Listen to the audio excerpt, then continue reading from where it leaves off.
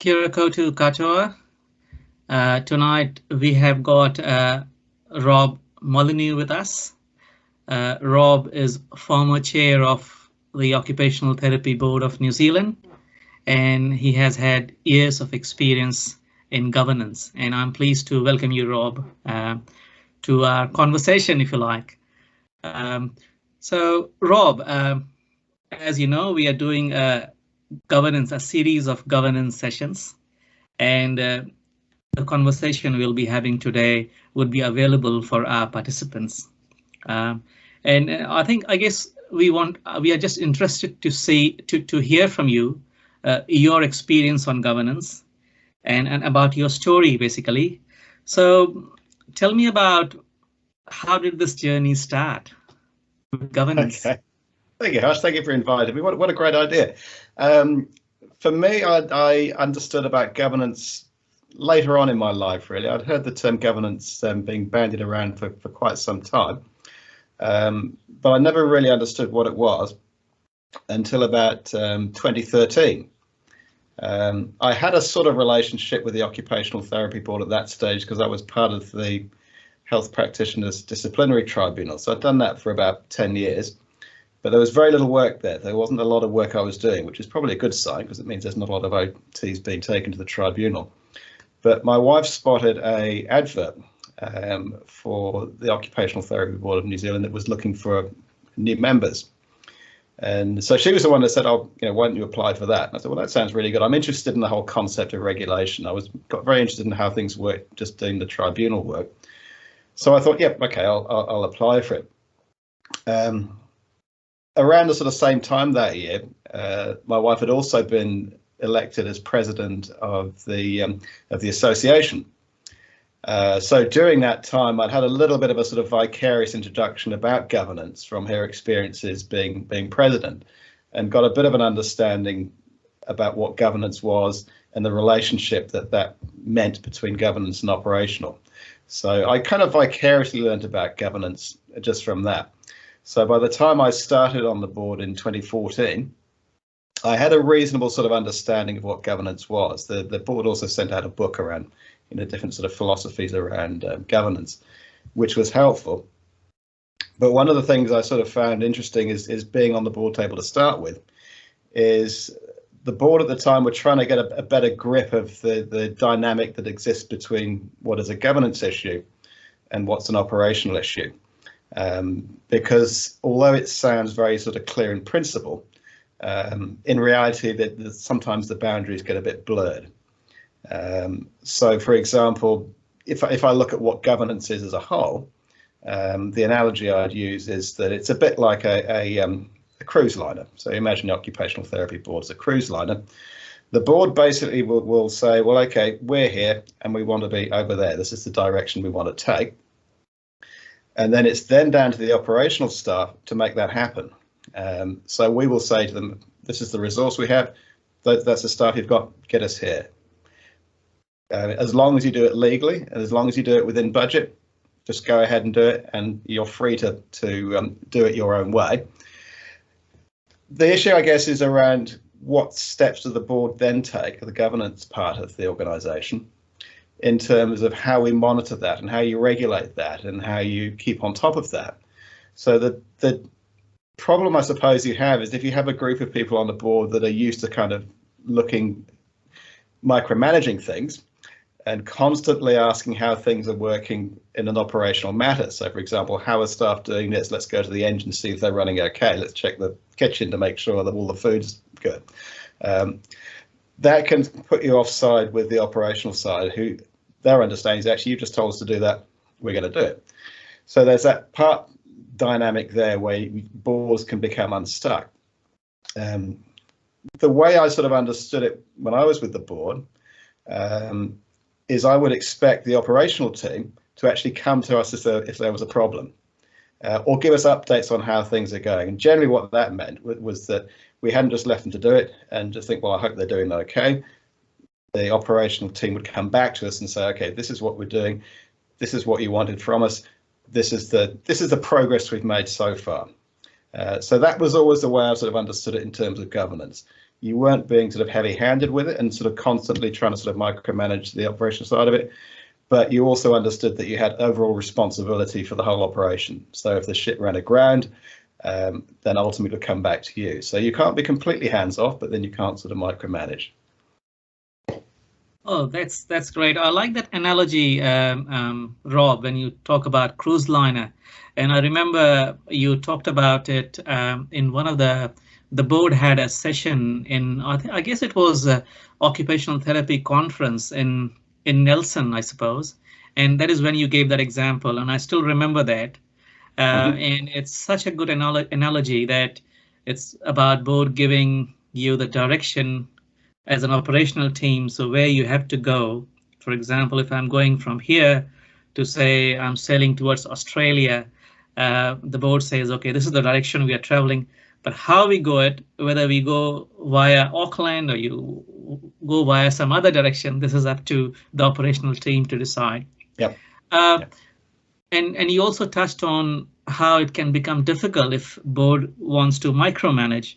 And one thing which I would like to know more about is how do you, like you have been chair of the board, how is a relationship between a chair of a governance body and the CEO? How is that relation like? Is it like a friendly, critical relation? And tell us more about that. Well, it's I guess it's how you want it to be. Now, one of the things, I guess, if I was to put myself in a chief exec's shoes, one of the things the chief executive, I suppose the biggest challenge they have is that board chairs and boards themselves revolve. So you're only there for as long as your term. So for your average chief exec, if they stay in a position for long enough, they're probably going to have to work with a succession of different boards and a succession of different chairs. And they have to try and find out, well, actually, what is the sort of style that this particular board has? What is the sort of style that this board chair has? How do they want to sort of play it? Are they the sort of person that's going to sort of micromanage me? Are they going to be completely hands off and not show any sort of interest? So I think that's a sort of the biggest challenge for the chief exec, and that sort of understanding, I think, is always was helpful to me when I was on the board and the chair, knowing, well, actually, I know the chairs that have been there before. I know that was their style, and they've adapted it. What do I need to do that's different, or do I need to do anything that's different, or how are we going to sort of work it from there? I think for the if I look at the board as a collective, that's always the way I've looked at it. I mean, yes, I have been the chair, but really, if you like, I'm part of a collective, and it's the collective is what I would sort of represent. So the role of the chair, I suppose, is being able to represent the views of the board as a collective to the chair. So it's not for me to say, well, the board think this, but actually don't worry about it because I think that. So no matter how tough the decisions or whatever's been discussed around how the chief exec is managing things, you actually have to represent that view, whether you agree with it or not. So obviously there has to be some discussion around how you do it, but the most important thing is you don't separate yourself out from your collective or end up in a closer relationship with your chief exec that excludes your board. So that's the sort of the dynamic that I was always sort of aware of, I think, right from the start. I suppose the sort of things that I looked at when I was chairing was the relationship really on both sides is based on trust. It's also based on respect in terms of where each party is coming from, but also a very clear understanding of where the boundaries are as well. So where your boundaries end and where the chief exec's boundaries start. Like I touched on earlier about not sort of getting too involved in operational issues. The chief exec I worked with was very clear about boundaries and never ventured into any kind of governance territory. But he would sort of indicate gently if we were starting to move into sort of operational issues, and he was subtle enough and delicate enough for us to get the message. So yeah, that was the most sort of important dynamic, I think, having that sort of sorted out. The other thing, I guess, that we're conscious of as a board is that you're responsible for the welfare of the employees of the board. So you're responsible for the well-being of the chief exec, who in turn is responsible for the well-being of the staff. So you are there actually as an employer of those people. So you have to make certain that the work environment for your chief exec is supportive, so that he doesn't feel that he's going to be thrown under the bus by the board. You've got to sort of support them in a way that helps them to sort of manage the tasks that they're doing in a way that's fair and reasonable. Yeah, thanks for sharing your thoughts, Rob. And I agree. It's that relationship is so important.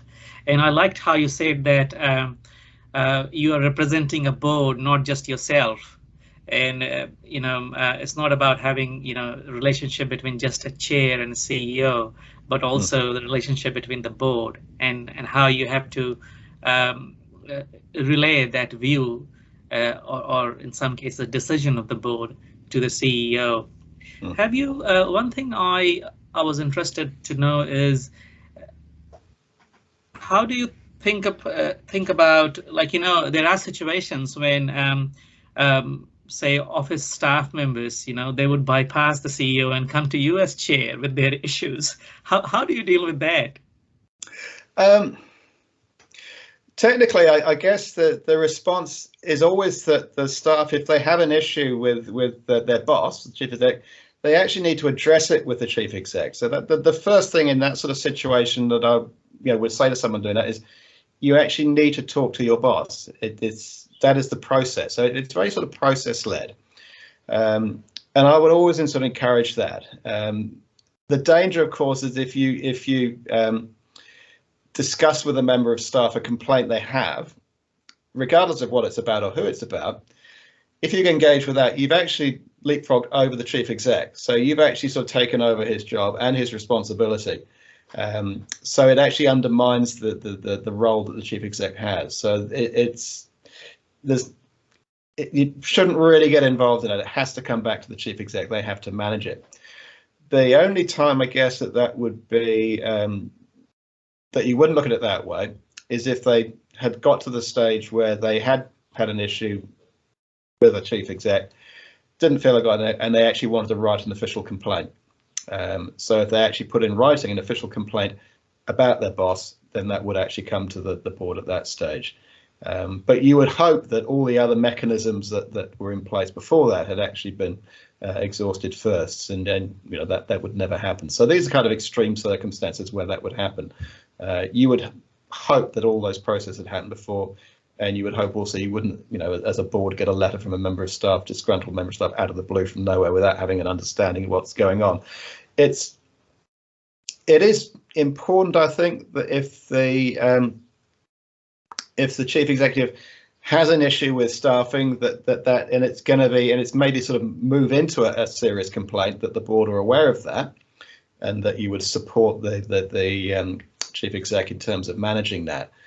So having that kind of transparency is really healthy as well, and having that openness of communication is helpful. Not in terms of, well, actually, yes, we've heard this and you need to do that, but okay, thank you for that information. How can we support you manage the situation that you have with your staff member? Thanks, Rob. That's and these are some of the trickiest situation in a governance framework, and yes, when you were talking about it, I could reflect on my experience in board and how as you said, usually a board is often hands off unless there is an issue. And if there is an issue, as you said, if there's a written complaint or something, you have to step in and sort that out. And of course, giving CEO the confidence to be able to lead. Now, I would like to know you more, Rob, as a person stepping in a council or a governance body or as a chair. How was that from day one? For example, for me, I remember as co-chair of the Occupational Therapy Association, when I stepped in, it was quite new to me. Even things like, when people used to say, I second, or these, terminologies, or point of order, Mr. Chair. And these things were quite, I used to get nervous. How was your experience, day one in the role? Well, I remember day one actually being part of it and looking at the person who was chairing it then and seeing how the business was kind of conducted during a board meeting. I thought, how does someone remember all this? How does someone remember how to sort of manage this? And it seemed a completely impossible job. There's so much sort of preparation there. And at the same time, coordinate a discussion around the board table that basically gives everyone an opportunity to share their views. And if you like, reflect that they've been heard, and then actually come to a decision making process. So there was lots of things I think that were going on in my head when I was watching it. It was just, yeah, the language you talk about, the processes, what happens if, you know, when you go around the table and you don't get full agreement, how do we work around that? How does it work around seconding a motion? All that sort of process stuff was completely new to me. But I think as I attended more meetings, I became more sort of in tune. Okay, this is what's going to happen. This is how it's going to work. But it took a while for me to sort of figure that out. Once I sort of got my head around that, the other thing that sort of interested me more around the board table were the dynamics that kind of worked around the board, and how discussions were made, and how disagreements were managed, and how did it happen around a board table if someone had a particularly strong view that was in complete opposition to everybody else? How was that managed? How was it contained? How was it actually managed in a way that person still felt heard, but you were able to gently sort of direct the conversation in a positive way? So, for example, if you have a board table and you have a person on the board who has a very strong leaning towards micromanaging, with a board which has a much more sort of a lenient way of looking at it, how do you manage that person who's asking very sort of operationally led questions based on, say, the financials, digging really deep? How do you manage that as a board in terms of, well, actually, I don't see there's any concerns there, or actually, if there was a concern from the operational staff, we'd know about it. So how do you manage that in a way that that person who's got the concerns feels reassured that it's being managed well and that they're being listened to? So that's one of the things I kind of picked up from being in board meetings. I thought, well, okay, no matter how different somebody's view might be, you actually have to hear them out, and you have to sort of repeat back so they can see that you understand where they're coming from. And trying to shut somebody down and stop that conversation from happening is never going to end well. So I think you have to sort of get people to feel that they're all contributing, that they're all heard, that they're all being listened to. You don't show any particular favours around the table, and that you try and be as sort of neutral as you can, and objective, I think, in terms of how the board sort of move themselves to making decisions. Thanks, Rob. I'm glad you talked about neutrality and not like you know, one of the situations where I came across recently was I was in a board, not a board, but in a kind of a steering group where I was supposed to chair it. But at the same time, I had to, I realized I had to put some of the viewpoints strongly to the group. But I was unable to do that as a chair because then I asked someone else to chair, and then I put forward my thoughts. So yeah. And so I'm glad to hear that from you. And what I'm listening is, you know, experience on governance is you evolve, you learn with time, and you know, it's we do not start as experts, but why I'm kind of discussing that is what I hear often from, especially from young people. You know, they're interested in governance. They want to know what it is, but at the same time, it can be quite scary feel for them, and you know, it can be quite intimidating. Oh, governance, what it is? You know, we do not know about it. Do you think it is? And what are your thoughts on how important it is for young generation to participate in governance and take interest, and how they can do it? Yep. Yeah. So actually, just go back to your previous point when you're talking about having an opinion as a chair, and it's easier to have an opinion when you don't carry the responsibility of a chair.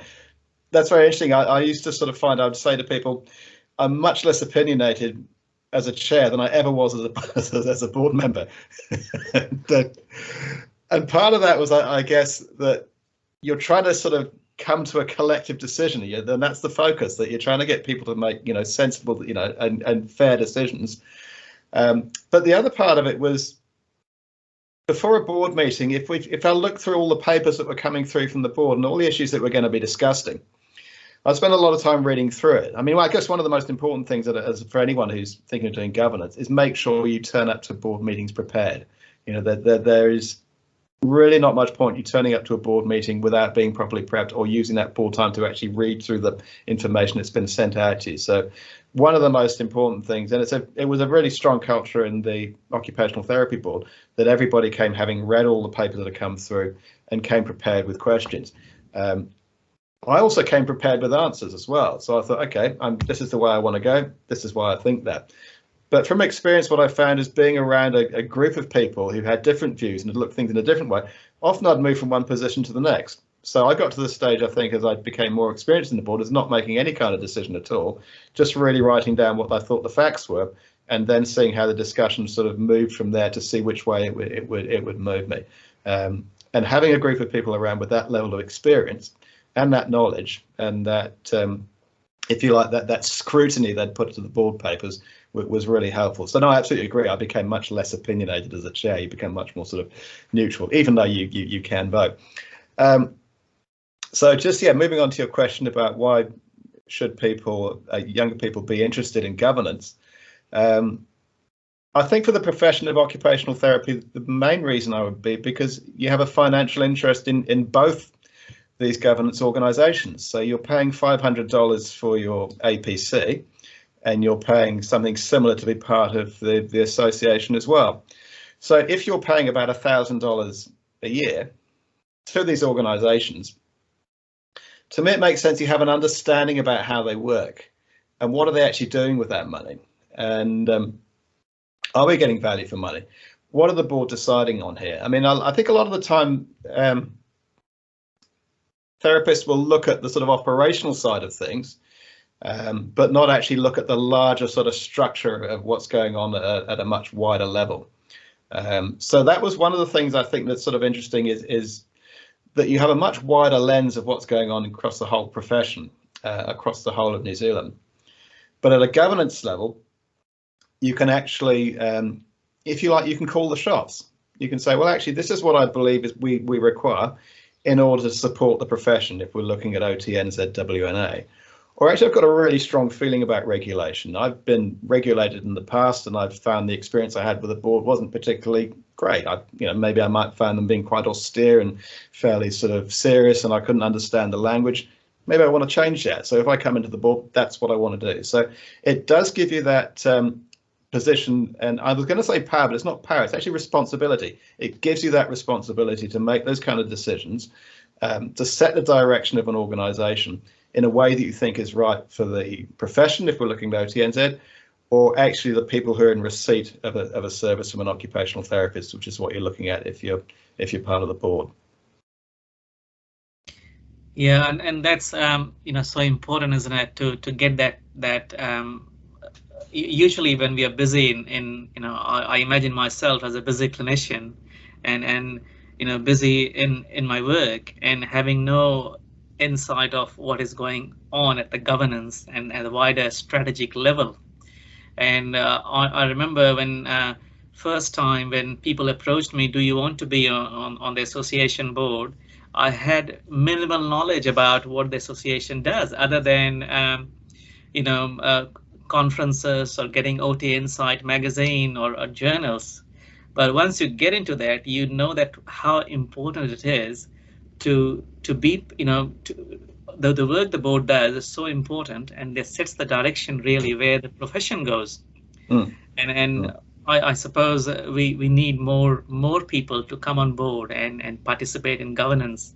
And yeah, so what would be your message for people listening to you today? And we have got around 70 people registered for this course on governance. What would be your message? And some of them are not health professionals, they are from broader, would you encourage them to come forward and participate in this process in their respective organizations or in the community? Or From my own experience, absolutely, yes, I would. And I would also sort of, the message also I'd hope I've made is that from the conversation we're having, that people have got a better understanding of what governance is and have a greater interest in being part of it. So that's the sort of main thing, that it makes sense, that it's not necessarily that complicated, the actual overall concept of it. But in terms of understanding sort of the wider parts of organizations or your profession, it's really good. So if I talk again about being an occupational therapist, which is where I come from, you can find that you get very sort of embroiled in your own department, in your own organization, and you find yourself in a situation where you actually become disconnected from your profession. You become more of a sort of corporate animal. One of the things I found really interesting about being part of the association is looking at the sort of wider things that are happening nationally and what different OTs are doing and some of the things they're doing. Part of going to conferences, part of that as well. With the board as well, it's having that wider lens around looking at look at all these. I mean, I've just worked in, you know, as in a physical setting in home healthcare, but you get a greater understanding about the sort of pressures that other occupational therapists are working under in completely different settings. One of the things that the OT board did was, well, if I give an example of an overall governance aim that we had as a board, one of the aims we had as a board was to actually improve the reputation that we had with practitioners. So that was the instructions we gave to the operational staff. This is what we want. Off you go. What are we going to do?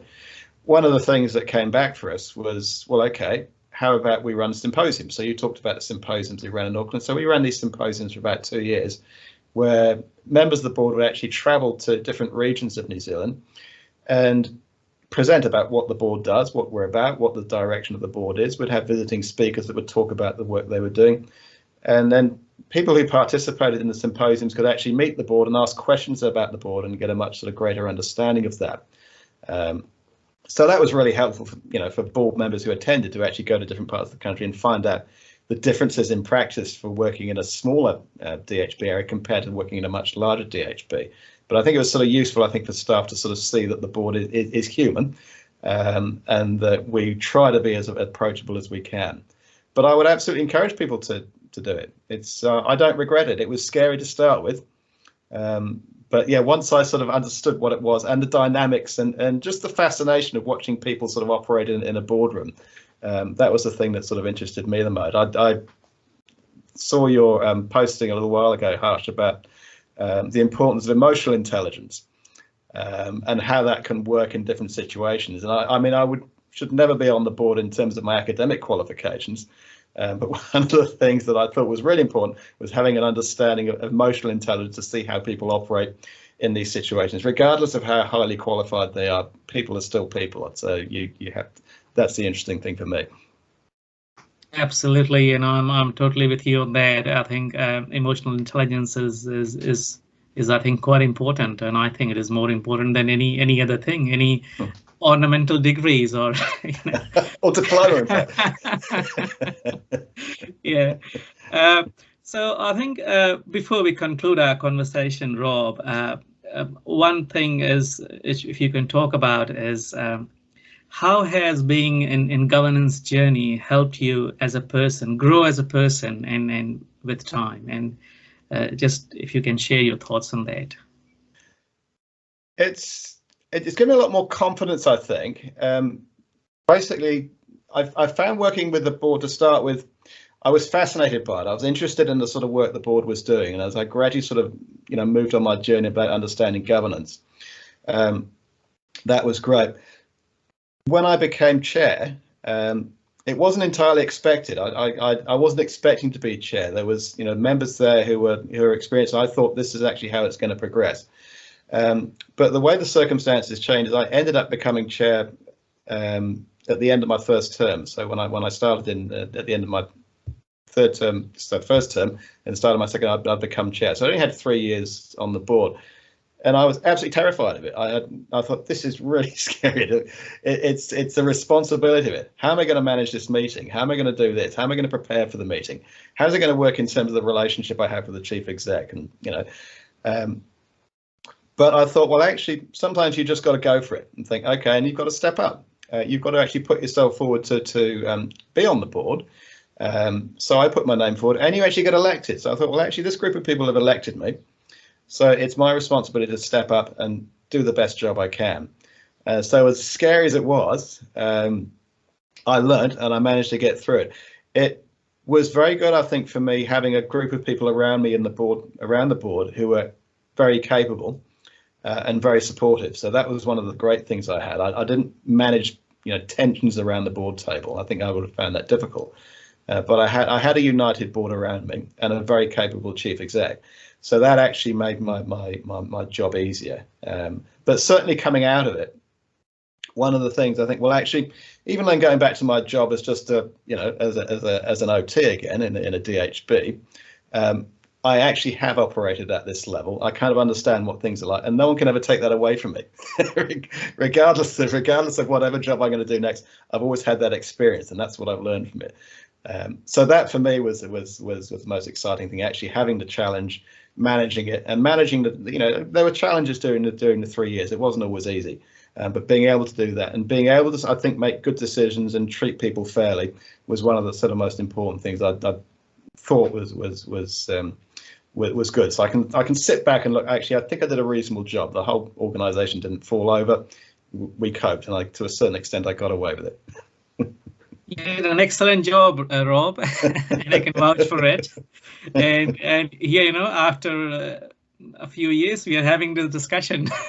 Yes, yeah. About your experience about our memoirs. Yeah, and I remember we being counterparts. I was co-chair in the association, and you were in the board at the time. And that is when we got connected. And yeah, so I'm glad to have this conversation with you tonight, and I'm sure our participants would benefit from this and would take some gems of wisdom from what you have shared tonight. And so thank you very much, and best wishes for your future, Rob. It's been a pleasure. Thank you, Harsh.